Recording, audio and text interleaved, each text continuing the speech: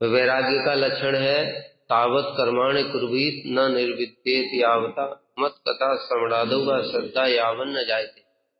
ये त्याग करने के लिए अधिकार है। भगवान की कथाओं में रुचि होनी चाहिए और संसार से स्वाभाविक वैराग्य होना चाहिए। जबरदस्ती वाला वैराग्य नहीं, जो सुन करके होता है वो जबरदस्ती वाला होता है। स्वाभाविक अर्थात घर में रहते हुए भी घर की किसी वस्तु में आसक्ति नहीं होती, अच्छा नहीं लगता है, बार बार हृदय में लगता है कि जीवन क्यों मैं व्यर्थ गंवा रहा हूं फालतू के कामों में। इस प्रकार से जब लगता है तब वह स्वाभाविक वैराग्य होता है। फिर उसको लौट करके आने की संभावना नहीं रहती, क्योंकि वो पहले ही अनुभूति कर चुका है कि यहां पर मैंने जो भी किया उससे कोई प्रयोजन नहीं था, जीवन में फालतू का समय ही नष्ट हुआ इतना। लेकिन जिसको ऐसी अनुभूति नहीं है, केवल सुन करके इधर उधर से दो चार बातें और थोड़ा इमोशनल हो गए, उसी समय कुछ भगवान ने थोड़ा दुख कष्ट भी दे दिया, अपने लोग ही विरोधी हो गए, तो ये जो वैराग्य होता है ये शमशान वैराग्य अथवा मरकट वैराग्य की तरह होता है, जो कि कुछ समय के लिए रहेगा, उसके बाद में फिर घर की याद सताने लगी, फिर यहाँ घर आकर भी गृहस्थी ढूंढेगा, उससे बड़े उत्पात होते हैं, वो अन्य लोगों को भी बड़ा परेशान कर देता है। इसलिए क्रमशः प्रगति का क्रम है। और महाप्रभु ने रघुनाथ दास गोस्वामी के माध्यम से यही शिक्षा प्रदान की है। रघुनाथ दास गोस्वामी श्री चैतन्य महाप्रभु के चरणों में गए, प्रभु मैं आपके साथ रहना चाहता हूं, तो उन्होंने कहा ज्यादा आकुल बाकुल होने की जरूरत नहीं है, गृह जाओ, ना हो आकुल, घर जाओ, ज्यादा आकुल मत बनो, अंतरे निष्ठा कर बाह्य लोक व्यवहार, भीतर में निष्ठा रखो कृष्ण के प्रति, बाहर से लोक आचरण करते रहो, आचिराते कृष्ण तुम्हारे करेंगे उद्धार, शीघ्र ही तब इस प्रकार से करोगे तब तुम्हारा कृष्ण उद्धार करेंगे। तो शिक्षा क्यों दे रहे हैं? जो अनधिकारी अभी त्याग करने के लिए बड़े उत्कंठित हैं, लेकिन अनधिकारी हैं, घर परिवार में आसक्ति है, उनको चाहिए संसार में रहकर ही फिर और थोड़ा भजन करें, अंदर निष्ठा, पहले अपने आप को देखें तो सही, सच में मेरे अंदर वैराग्य है कि नहीं। अगर घर में रहते हुए ही वहां किसी वस्तु में आसक्ति नहीं है तो ये वैराग्य का लक्षण। और सब पुत्र पत्नी परिवार माता पिता सबकी चिंता सब समय रहती है और खाली ऊपर से वैराग्य दिखा रहे हैं, तो ये आकर के फिर त्याग करने के पश्चात में त्यागी लोगों को भी परेशान करे, बार बार घर जाएगा। अभी आजकल ऐसे ही तो होता है, लोग बार बार फिर अपने घर छोड़ करके आगे फिर घर जाते बार बार, क्यों? क्योंकि त्याग करने का अधिकार हुआ नहीं। फिर धीरे धीरे अधिकार उन्नत होगा, फिर महाप्रभु फिर जब रघुनाथ दास गोस्वामी छोड़ करके आए तब फिर महाप्रभु ने उनको स्वीकार कर लिया। नित्यानंद प्रभु की कृपा हुई, अधिकार उन्नत हुआ, घर छोड़ करके गए पूरी, तब महाप्रभु ने उनको स्वीकार करके स्वरूप दामोदर के हाथों में सौंप दिया। और एक विशेष बात है, तबु पूर्व गुरु चरण आश्रय करिवे जीवन अवधि। जो पहले गुरु बनाया था फिर उसको छोड़ना नहीं है। ये किसके लिए बोल रहे हैं? सदगुरु जो बनाया था, महाभागवत गुरु था, गृहस्थ आश्रम में गृहस्थ महाभागवत गुरु बनाया, उसको छोड़ दिया, उससे मंगल नहीं हो सकता। जैसे श्री रघुनाथ दास गोस्वामी, उनके गुरु हैं श्री यदुनंदन आचार्य, अद्वैताचार्य जी के शिष्य हैं। अब अद्वैताचार्य जी के शिष्य हैं, इतने योग्य हैं, तो श्री रघुनाथ दास गोस्वामी ने उनको छोड़ा नहीं कभी, त्याग हो गया, वहां आकर के शिक्षा गुरु बनाया, शिक्षा गुरु बनाया श्री स्वरूप दामोदर गोस्वामी। स्वरूप दामोदर के अंदर गाइडेंस में रह करके शिक्षा ग्रहण की, लेकिन अपने दीक्षा गुरु का भी यथायोग्य सम्मान करते हैं। उसके पश्चात में स्वरूप दामोदर प्रकट हो गए, महाप्रभु प्रकट हो गए, गदाधर पंडित भी प्रकट हो गए, सब प्रकट हो गए। तब श्री रघुनाथ दास गोस्वामी यहाँ से ब्रज में चले गए और ब्रज में जाकर के उन्होंने फिर रूप गोस्वामी और सनातन गोस्वामी को गुरु बनाया और उनकी कृपा से उनको सर्व सिद्धि लाभ हुई। किंतु यदुनंदन आचार्य को छोड़ा नहीं, क्योंकि वो योग्य है। इसलिए श्री रघुनाथ दास गोस्वामी ने अपने गुरुजनों में यदुनंदन आचार्य जी का भी नाम लिया, उनको भी उन्होंने प्रणाम किया है, वो मेरे गुरु हैं। किंतु विशेष बात क्या है, रूप गोस्वामी और सनातन गोस्वामी के प्रति विशेष श्रद्धा प्रकट की है। जैसा हमने कल भी बताया था कि बीज तो दे दिया गुरु ने, लेकिन उसको पोषण तक कौन लेकर के गया? रघुनाथ दास गोस्वामी का जीवन बड़ा अद्भुत है। साधक के लिए ये सबसे अधिक इंपॉर्टेंट जीवन चरित्र। कैसे एक साधक जो घर में पड़ा रहता है, आसक्तियों में बंधा रहता है, वहां से लेकर के और राधा कुंड में 24 घंटे भजन करने तक A to Z सब कुछ मिलता है। क्यों रघुनाथ दास गोस्वामी, रूप गोस्वामी, सनातन गोस्वामी की महिमा इतना गान करते हैं, जो समझना पड़ेगा। देखो, इस सनातन गोस्वामी के प्रणाम मंत्र में ही उन्होंने अपनी भावना व्यक्त कर, वैराग्य योग भक्ति रसम प्रयत्न अपायत माम अनबीप्सुम अंतम कृपाम्बुधिर पर दुख दुखी सनातनम तम प्रभु आश्रय।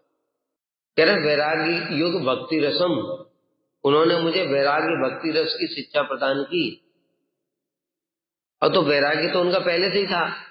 रघुनाथ दास गोस्वामी का कैसा वैराग्य था हम लोग सभी जानते हैं। या जगन्नाथपुरी में रहते हुए उस समय सड़े हुए चावल खाते थे, जिनको गाय भी नहीं खाती। तो उनको वैराग्य की क्या शिक्षा दी सनातन गोस्वामी ने? तो पहले से ही वैरागी थे।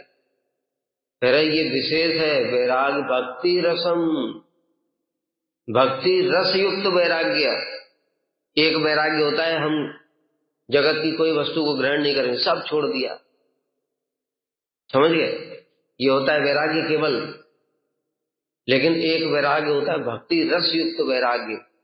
वो वैराग्य है जब कृष्ण भक्ति रस में आदमी डूब जाता है और शरीर की सुध ही नहीं रहती है, ये वैराग्य रस, ये भक्ति रस युक्त वैराग्य है।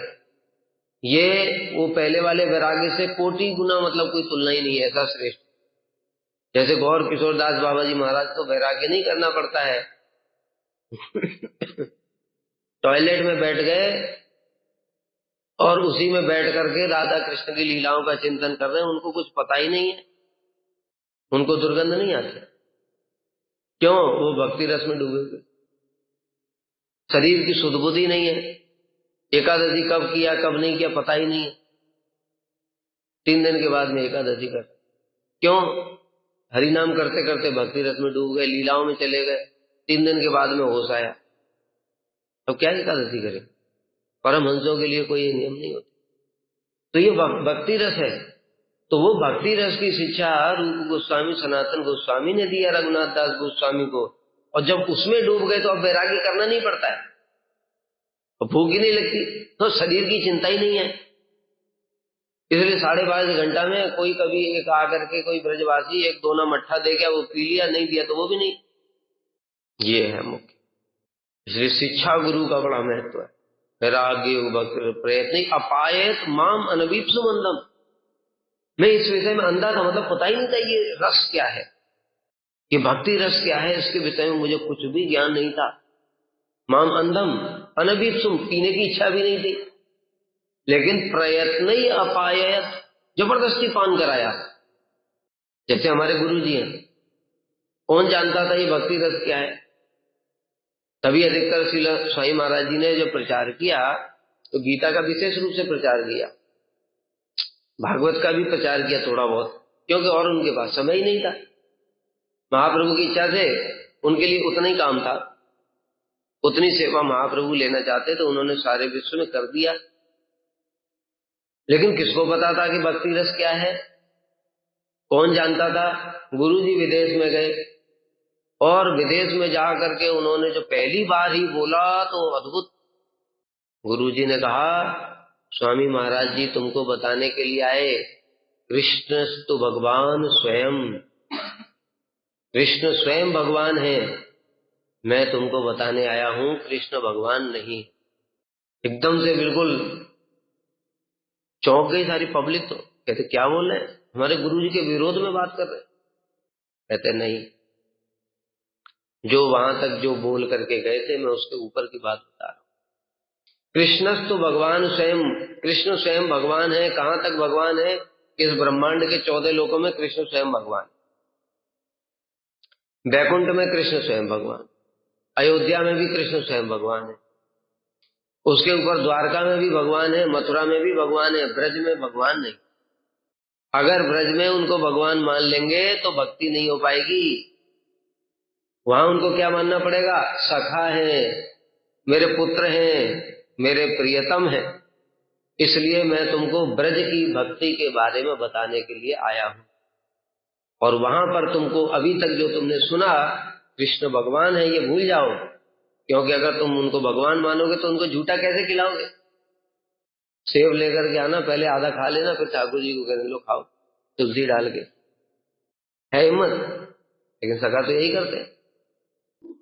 हाँ, खिलाने की बात छोड़ो, जबरदस्ती मुंह में ठूस देते हैं। लड्डू आधा खा करके दे दिया मुंह में। कृष्ण के कंधे पर चढ़ना है, अब तुमको पता है ये भगवान है, भगवान के कंधे पर चढ़ने की शक्ति किसकी है? हनुमान जी चढ़ जाएंगे? सखा कहते बैठ जाए, चुपचाप बैठ जा, तू हारा है। कृष्ण कहते नहीं नहीं, मैं नहीं बैठूंगा। कहते ठीक है। तब सखाओं को बुलाए। ये बेईमानी करता है, आज के बाद इसको अपनी टीम में कोई नहीं खिलाएगा। अभी बाइकआउट हो गया, अभी मजबूरी में कृष्ण बैठे। ठीक है बैठ जाता। दाऊ कह रहे हैं कि चलो इसकी जगह मैंने, तो हारा तो ये था, इसको ही बैठना पड़ेगा। अब बताओ, अगर तुम उनको भगवान मानोगे तो उनके कंधे पर कैसे चढ़ोगे? कृष्ण से कुश्ती लड़ना है, कुश्ती लड़ करके उनको पटकना भी है। इसलिए वात्सल्य रस में कृष्ण का कान पकड़ के यशोदा मैया ऐसा डंड, बता मिट्टी खाई, अभी पिटाई करते, डंडा दिखा रही है, रो रहे हैं। तो ये ब्रज की भक्ति है।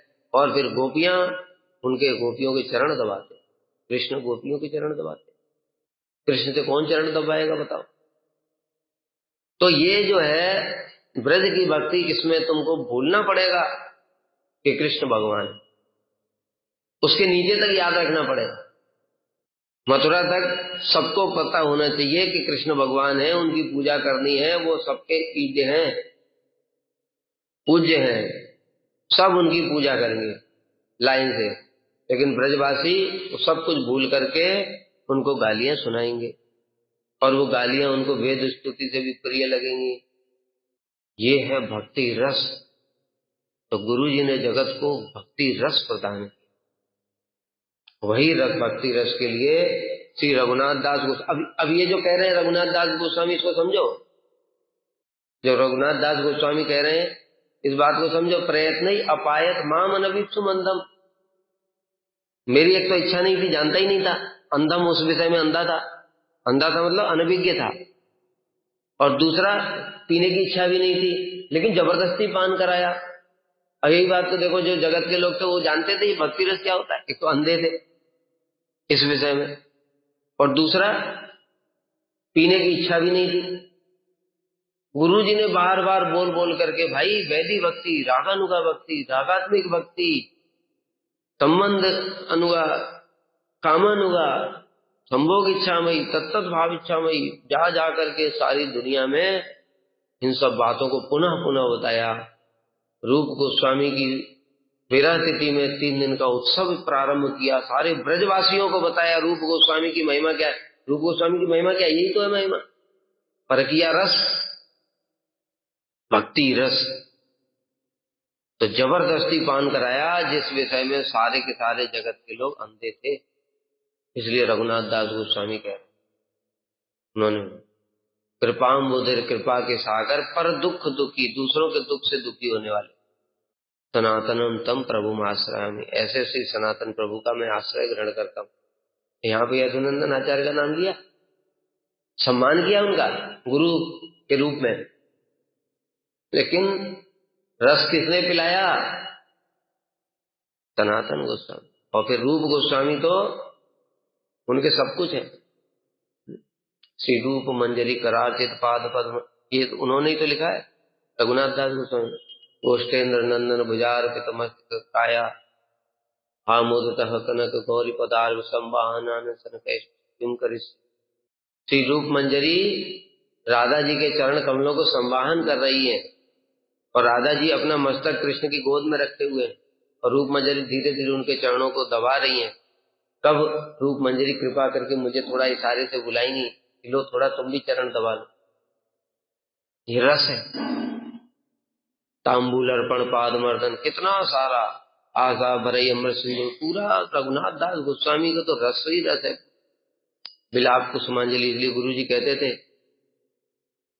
तिल प्रभुपाद भी कहते थे, सारी जिंदगी हम केवल निषेध में ही लगे रहे, ये नहीं करना है, वो नहीं करना है। विधि कब करेंगे? करना क्या है वो भी तो सोचो, कि केवल खाली हम सारे जीवन भर वैराग्य का ही अवलंबन करते रहे, रस के बारे में चिंता ही नहीं की। इसलिए छोड़ना क्या है वो तो मुख्य है, लेकिन पकड़ना क्या है वो भी तो देखना पड़ेगा। अनर्थों की निवृत्ति में ही लगे रहे, अर्थ कमाया ही नहीं। प्रभुपाद ये कहते इस स्टेटमेंट में, सारे जीवन भर हम अनर्थों की निवृत्ति में ही लगे रहे, अर्थ के बारे में चिंता ही नहीं की, तो लाभ ही क्या रहा फिर? भाई ठीक है, अनर्थ तो दूर करने ही पड़ेंगे, लेकिन थोड़ा पैसा भी तो कमाओ। वो ये पैसा, अर्थ ये है भक्ति रस। लेकिन अभी तो अनधिकारी है, तब तक अनर्थों पे ही ध्यान देना चाहिए। जब तक केवल सुनो, सुनते सुनते जब ये थोड़ा हृदय से अनर्थ दूर होंगे, उस समय फिर भक्ति रस के लिए थोड़ा थोड़ा चेष्टा करनी चाहिए। क्योंकि जब रस में आदमी डूबने लगता है तब वैराग्य स्वतः हो जाता है, फिर करना नहीं पड़ता। जब कृष्ण में मन लग गया, बता जैसे गोपियों का है, घर में झाड़ू लगा रही है, चित्त कृष्ण में लगा हुआ है। अब उनको सोचना पड़ रहा है कि नहीं, मुझे अपने पति के बारे में नहीं सोचना है, मुझे माता पिता के बारे में नहीं सोचना है, मुझे पुत्र के बारे में नहीं सोचना है, मुझे कृष्ण के बारे में सोचना। वैराग्य करना पड़ रहा है। वैराग्य क्या है? वैराग्य की क्या परिभाषा बताओ? वैराग्य की दो परिभाषा यहां हम जो बोल रहे हैं वो है, कृष्ण परम पुरुष से विशिष्ट राग इति वैराग्य। एक वैराग्य की परिभाषा है जगत की किसी वस्तु में आसक्ति नहीं होना। ये परिभाषा भी बाह्य है, ये तो ज्ञानियों को भी है। लेकिन गोपियों की वैराग्य क्या है? कृष्ण परम पुरुष से विशिष्ट राग। परम पुरुष कृष्ण में इतना राग कि उसके बाद में कुछ और याद ही नहीं रहता है। ये वैराग्य हो गया। अब ये वैराग्य क्या गोपियों को सोचना पड़ रहा है? करने के लिए कुछ सोचना पड़ रहा है? क्यों? ऑटोमेटिक हो रहा है, क्योंकि रस में डूबी हुई है। ये वैराग्य है। एक गोपी को नहीं आई कैसा राग होना चाहिए, कैसा वैराग्य होता है, देखो इस वैराग्य की परिभाषा समझो। गोपी नहीं आई, नया नया विवाह हुआ, ब्रज में आई, उसकी सास ने समझाया कि देखो बाहर नहीं जाना, काला सर्प डस लेगा। उसने कहा ठीक है। तो जब कृष्ण गोचारण के लिए जाने लगे तो सास और ननद वो तो पहले ही बाहर जाने लगे। तो कहते तुम क्यों जा रही हो?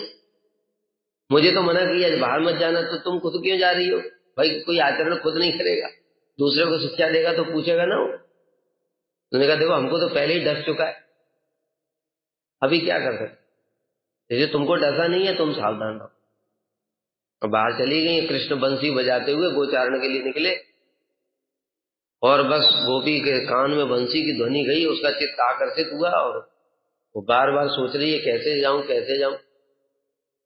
द्वार के पास में आकर के खड़ी है। अब कृष्ण ने एक बछड़े की पूंछ को मरोड़ दिया।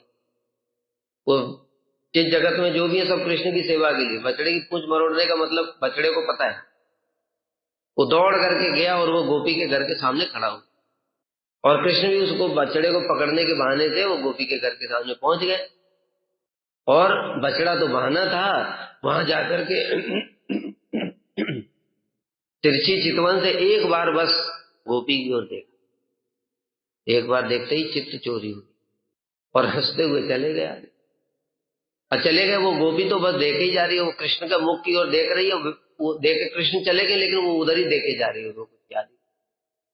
अब बताओ, इसको शरीर की भी सुध बुध नहीं रही, संसार की भी सुध बुध नहीं रही। अब इसको सोचना पड़ रहा है कि वैराग्य करूं मैं। तो वैराग्य हो गया। अब सास ननद आई दोनों, बहू बहू सुनाई नहीं दे रहा उसको। हिलाया कब छोड़ा दो। ये देखो वैरागी हुआ कि नहीं। तो शरीर की सुध नहीं है, ये भी नहीं पता है कि सांस भी आ गई है, मुझे बुला रही है, वो भी पता नहीं है। तब उसने देखा अरे इसको तो सर्प ने ढस ही लिया, क्या करें, इसका मन कैसे वापस लेकर के आए, इसलिए इसको काम दे दो। काम दे दिया कि जो दही में डाल करके, दही मथानी और ऐसे घुमाते हैं ना तो मक्खन निकालते हैं, तो इसको दे दो, जाओ ये काम सेवा करो। अब वो सेवा किया, उसका मन तो कृष्ण में ही लगा हुआ है। उसने एक घड़ा लिया, घड़े में डाल करके मथानी में, और वो घुमाने लगी, घर घर घर घर आवाज आ रही है। उसने कहा ये कैसी आवाज आ रही है, ऐसे तो नहीं आती आवाज, जा देख कर गया। तो अपनी बेटी को बोला, देखा तो वो सरसों के घड़े में और जा करके घुमा रही। अब बताओ ये इसको सुध है, ये घड़ा है, ये सरसों है, ये क्या है, कुछ पता है इसको? क्यों? भक्ति रस में डूब गई है वो। कृष्ण ही रसो वैसा, कृष्ण रसिक से करे। उनका मुख दर्शन किया, रस में डूब गई। और रस में डूब गई तो शरीर की सुध बुध नहीं है, घड़े की भी सुध बुध नहीं, क्या कर रही है ये भी पता नहीं है। अब इसको सोचना पड़ रहा है हमारी तरह, आज ये नहीं खाना है, आज बढ़िया भंडारा है, आज ये नहीं खाऊंगा, सोचना पड़ रहा है। उसको शरीर की सुध बुध ही नहीं है। रघुनाथ दास गोस्वामी जो वैरागी करे, उनको ये तो पता ही है सड़े हुए चावल है, ये पता है कि नहीं पता है? इसको तो कुछ भी नहीं पता है। ये दही है कि सरसों है कि क्या है। फिर उसके बाद उसे सास ने कहा कि जाओ इसको तो बोल दो घड़े से पानी भर के लाए। बात दो चार गोपियों से बाद में करेगी तो इसका मन वापस आ जाए। ले लिया गोद में छोटा बच्चा, सिर के ऊपर मटकी लेके पहुंच गई, हाथ में रस्सी, और वहां पर जाकर के घड़े को जमीन पे रख दिया, बच्चे को जमीन पे उतारा और रस्सी बच्चे के गले में बांधना शुरू। अरे दूसरी गोपी, अरे क्या कर रही है, घड़े में रस्सी बांध लीजिए, बच्चे के गले में बांध रही है, क्या इसको भूत लग गया क्या? तो दूसरी गोपी ने कहा नहीं नहीं, इसको नंद का भूत लग। उसको पता था ये बात, उसने देखा होगा ना वो जब कृष्ण बंसी बजाते हुए पहुंच गए उसके साथ। तो अब ये जो है गोपी, अब ये बच्चे के गले में रस्सी बांध रही। अगर वो दूसरी गोपी नहीं देखती तो रस्सी डाल करके उसको नीचे डाल दे। अब बताओ इसको कुछ पता है? ये कौन सी दुनिया में है? ये कृष्ण की दुनिया में है। इसी को कहते हैं कृष्णे परम पुरुषे विशिष्ट राग इति वैराग्य। वैराग्य क्या है? परम पुरुष कृष्ण में विशेष राग, इतना राग कि बाकी चीज ही छोड़ो, अपने शरीर की भी सुध बुध नहीं रहती है। ये वैराग्य की चरम सीमा है, ये वैराग्य की चरम सीमा। इसलिए ये जो वैराग्य होता है, ये होता है जब भक्ति रस में व्यक्ति डूब जाता है। उसके पहले बुद्धिपूर्वक वैराग्य है। तो यहां पर वही कह रहे हैं कि रूप गोस्वामी सनातन गोस्वामी ने उनको वैराग्य की शिक्षा दी। उनको वैराग्य की शिक्षा नहीं दी, वैराग्य की शिक्षा उससे पहले हो रही थी पुरी में।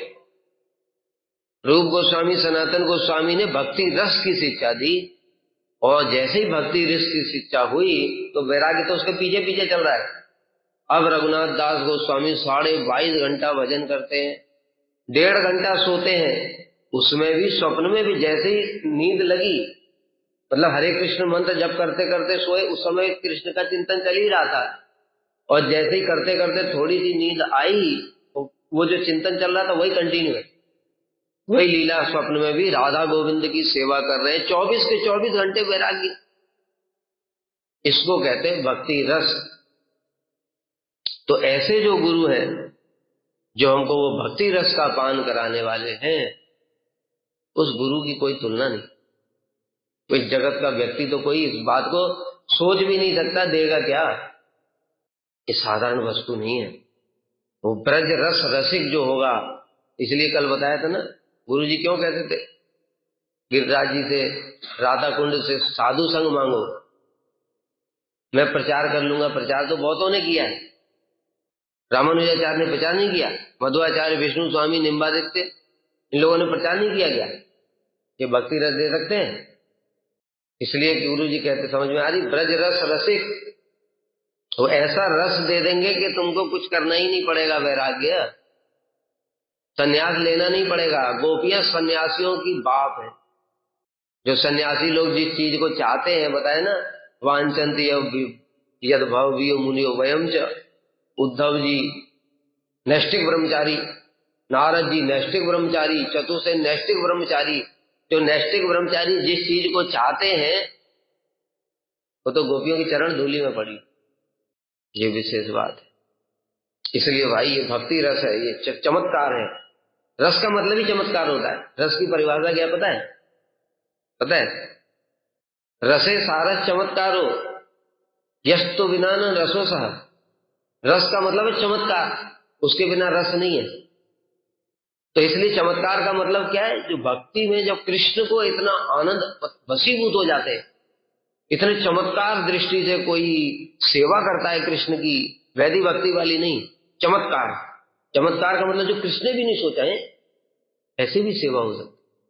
कृष्ण भी चमत्कृत हो जाते हैं तो भक्त भी चमत्कृत हो जाता है। इसको कहते हैं रस। और ये रस कृष्ण को वशीभूत कर लेता। हाँ, इसको पीने में आनंद आएगा। बाकी पूजा तो इंद्र भी करता है, उपेंद्र की, उसमें क्या चमत्कार है? आया, धूप जलाया, दीप जलाया, 2-4 बार घुमा दिया, खत्म।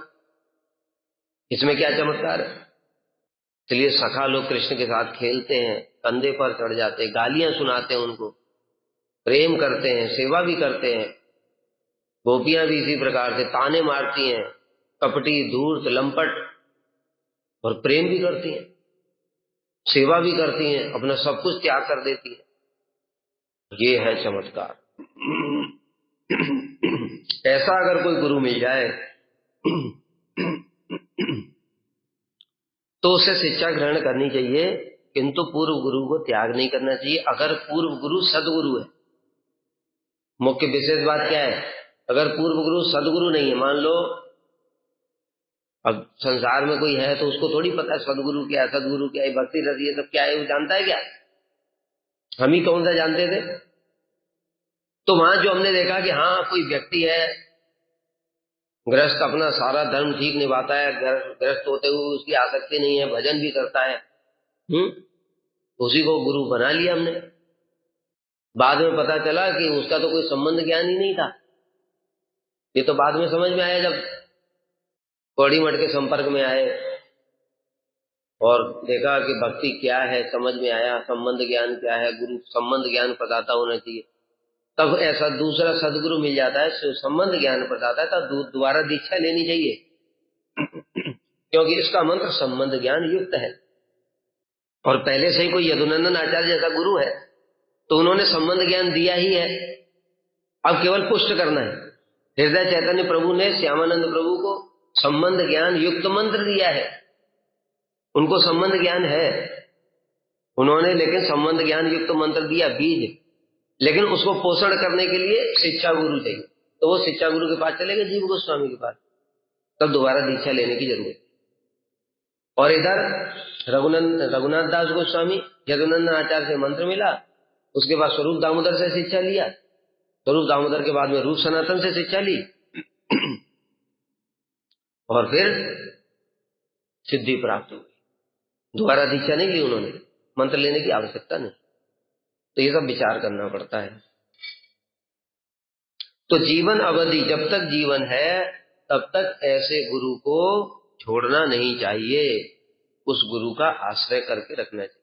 भले ही शिक्षा गुरु बदल सकते हैं, शिक्षा गुरु जैसा बताया कि कई बार में शिक्षा गुरु दीक्षा गुरु से बहुत श्रेष्ठ होते, जैसे अभी यहां पर ही उदाहरण दिया कि रूप गोस्वामी सनातन गोस्वामी शिक्षा गुरु है उनके, उनसे श्रेष्ठ कौन है? वो शिक्षा गुरु की पराकाष्ठा है। रूप मंजरी ही समस्त मंजरियों में प्रधान है, राधा जी की सबसे प्रिय मंजरी। गृही जन मध्य गृही गुरु सस्त यदि शुद्ध भक्त नत्वा अग्रही सुयोग्य ले गुरु योग्य सर्वक्षण। यदि वह शुद्ध कृष्ण भक्त हो, मुख्य बात क्या है गृहस्थ लोगों के लिए, अगर गृहस्थ कोई व्यक्ति है जो शुद्ध कृष्ण भक्त है तो उसे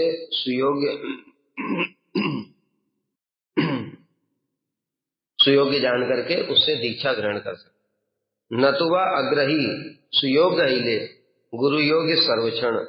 अगर ऐसा नहीं होता है, गृहस्थों के पास में अगर कोई गृहस्थ सदगुरु नहीं मिलता है तो वह गृह त्यागी गुरु के पास में जा सकता है जो कि योग्य हो। मुख्य बात वही योग्यता, शुद्ध भक्त। शुद्ध भक्त कहने से मतलब संबंध ज्ञान युक्त, वही शुद्ध भक्त है। सदगुरु पाइया भजते भजते भावेर उदय जबे, संसार विरक्ति संसार छाड़िया वैरागी है वे तबे।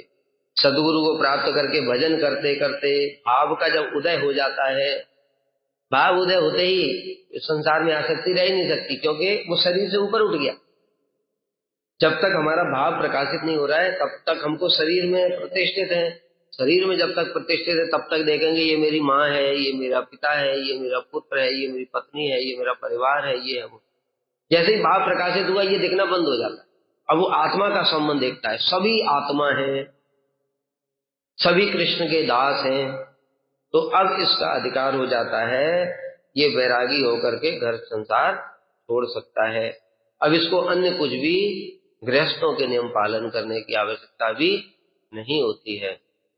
जैसे भरत महाराज का भी हम लोग देखते हैं, भरत महाराज वो युवावस्था में ही सारे राज्यपाट को त्याग करके चले गए, फिर जड़ भरत के रूप में उनका जन्म हुआ और फिर उन्होंने सिद्धि को लाभ किया। इस प्रकार से क्रमशः भजन करते करते संसार विरक्ति भाव आने पर संसार विरक्ति करनी नहीं पड़ेगी, अब ऑटोमेटिक हो जाएगी। जैसे ही आत्मा का स्वरूप प्रकाशित हुआ अब कुछ करना नहीं पड़ेगा, अब ऑटोमेटिक वैराग्य हो जाएगा। वैराग्य हमको अभी करना पड़ रहा है, क्यों? क्योंकि शरीर में आसक्ति है तो शरीर संबंधी वस्तुओं में ऑटोमेटिक आसक्ति है, बुद्धि से भी छूटती नहीं है। लेकिन जब शरीर की आसक्ति मूल शरीर ही है, शरीर से ही आसक्ति छूट गई तो वस्तुओं में आसक्ति ऑटोमेटिक, इस शरीर से संबंधित वस्तुओं में आसक्ति ऑटोमेटिक ही छूट जाएगी, कुछ करना ही नहीं पड़ेगा। जैसा रघुनाथ दास गोस्वामी का उदाहरण दिया, श्री गौर किशोर दास बाबा जी का दिया, इन लोगों को वैराग्य करना नहीं पड़ता है, अब सब समय रस में डूबे रहते हैं। जैसे गोपियों का उदाहरण दिया, उनके किसी वस्तु में, संसार की किसी वस्तु में आसक्ति नहीं। इसलिए कृष्ण क्यों उनके नतमस्तक हो गए? कृष्ण क्यों कह रहे हैं कि मैं तुम्हारे ऋण से मुक्त नहीं हो सकता? क्योंकि कृष्ण गोपियों के जैसा प्रेम नहीं कर सकते। क्यों नहीं कर सकते भाई? वो तो भगवान है, भगवान होने से क्या होता है? उनके भक्त कितने हैं? प्रहलाद उनके भक्त हैं, हनुमान जी उनके शांत रस के, दास रस के, सत्य रस के, वात्सल्य रस के, मधुर रस के, वो तो भगवान है। सबको प्रेम करना पड़ेगा, उनको करना पड़ेगा कि नहीं? करते भी है। हनुमान जी से राम जी प्रेम करते हैं, नरसिंह देव प्रहलाद से प्रेम करते हैं, जो जो अवतार के जो जो परिकर है उनसे प्रेम करते हैं सभी। और ब्रज में भी मान लो कृष्ण है, उनके सखा है, उनसे प्रेम करते हैं कृष्ण। मधुमंगल श्रीदाम सुदाम सुबल इत्यादि से। उनकी माता है यशोदा मैया, नंद बाबा से भी प्रेम करते हैं कृष्ण, उनको छोड़ नहीं सकते। और गोपियों से भी प्रेम करते हैं। तो कृष्ण का प्रेम तो इतनी जगह बढ़ गया, लेकिन गोपियों का प्रेम देखो, घर गृहस्थी की कोई चीज उनको पता ही नहीं है। घर में जो काम करती हैं, झाड़ू इत्यादि लगाना, वो प्रैक्टिस जो हो जाती है। जैसे हम साइकिल चलाने की पहले प्रैक्टिस करते हैं, जब प्रैक्टिस करते हैं तो हैंडल पकड़ना पड़ता है, पैडल देखना पड़ता है, पूरा ध्यान रखना पड़ता है। जब प्रैक्टिस हो गई तो दोनों हाथ छोड़कर भी कुछ भी सोचे जा रहे हैं, कान में मोबाइल लगा हुआ है, पैडल अपने आप चल रहा है, साइकिल अपने आप चले जा रहे। ऐसे अभ्यास अवस्था वो घर के सारे काम करती है, उनकी किसी वस्तु में आ सकती नहीं है, न पति पुत्र परिवार किसी में भी नहीं है, सास ससुर किसी में भी नहीं, घर की किसी वस्तु में भी नहीं, यहां तक अपने शरीर में भी नहीं, और सब समय कृष्ण का चिंतन। तो संपूर्ण रूप में केवल कृष्ण को ही प्रेम है। इसलिए जब कृष्ण ने तौला, कृष्ण तो सब जगह व्यापारी की तरह तौलते हैं, ये यथा माम प्रपद्यन्ते तां तथा भजन, तौल तौल के देखते हैं ये मुझे कितना प्रेम कर रहा है, मैं भी इसको इतना दूंगा। उसी प्रकार से तो गोपियों का प्रेम तौला तो उनका पलड़ा ही गिर गया नीचे, अपना प्रेम रखा दूसरी तरफ, कहते हैं तो इसकी तो कोई वैल्यू नहीं है। तब हाथ जोड़ लिए कि हे गोपियों, मैं तुम्हारे प्रेम से कभी मुक्त नहीं हो सकता, प्रेम के ऋण से न पारे हम निर्बद्ध संयुजाम, क्योंकि तुम्हारा प्रेम तो एक निष्ठ है और मेरा प्रेम तो बटा हुआ, और उसको वो छोड़ भी नहीं सकते। ऐसा कभी नहीं हो सकता कि कृष्ण का एक निष्ठ हो जाएगा, एकनिष्ठ होने का मतलब सब भक्तों को छोड़ना पड़ेगा, वो तो होगा नहीं। लेकिन गोपियों ने सब कुछ छोड़ा हुआ है। पति सुतान वह भ्रातृ बांधवान अति विलिंग गता। पति सुत भ्रात बंधु बांधव गुरुजन लोक लाज मर्यादा आर्यपथ, आर्य पथ जो है वो स्त्रियों के लिए सबसे बड़ी बाधा है, उसको भी त्याग कर दिया। इसलिए उनके जैसा प्रेम कोई नहीं कर सकता है। इसलिए यह है वैराग्य की पराकाष्ठा, चरम सीमा, इसके ऊपर कुछ भी नहीं।